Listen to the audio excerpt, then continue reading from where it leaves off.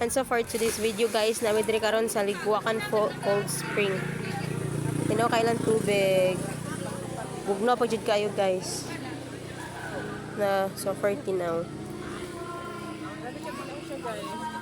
Sa layo guys. Maklaro nimo ang mga bato. Wala siya og lubog pero madula siya tinaw dai siya. Maklaro nimo ang iyang subig.